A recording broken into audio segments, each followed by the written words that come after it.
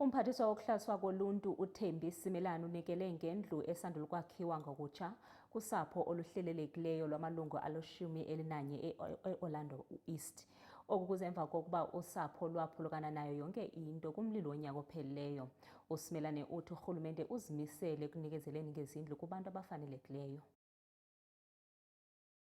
Umphathiswa wokuzinziswa koluntu jikelele uThembi Simelane unikezele ngokusesikweni ngendlu eyakhiwe ngokutsha kusapho lwakwaKekana kwindawo yase-Orlando East emva kokuba laye latshelwa indlu yalo kunyaka ophelileyo. Umphathiswa jikelele uthi eli lelinye kumanyathelo karhulumente okubeka iphahla phezu kweentloko zabemi beli abafanelekileyo.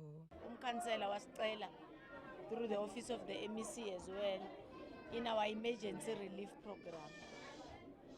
And we requested the NFHC, our finance corporation, as one of our entities to come and build. This is a donation that comes from one of our entities. We built the 2-bedroom house with a lounge and a kitchen.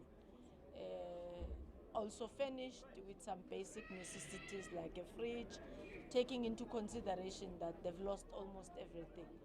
Ibelilanga elizele imincili omnye kumalungu wosapho uNomsa Kekana ubalisa ngobunzima badlule kubo emva kokulahlekelwa kuko konke emlilweni evakalisa amazwi ombulelo. Emva kokusha kwendlu ayishema impilo yayikhuphukela ngoba uyaunderstand ukuthi oqala sinagesi asinazinto zokugqoka fanele siqale kwa so bekunzima yonke into but until uNkulunkulu mhlambe ezwa imithandazo yethu njengoba namhlanje sila namhlanje imvuyo nemincili yodwa la kwaKekana sijabulile shem ukuthi ekugcineni indlu ize yakhiwa noma beyiqala yakhiwa besingasho ukuthi izophela kodwa ke namhlanje nako ke indlu nayimile sibonga kakhulu.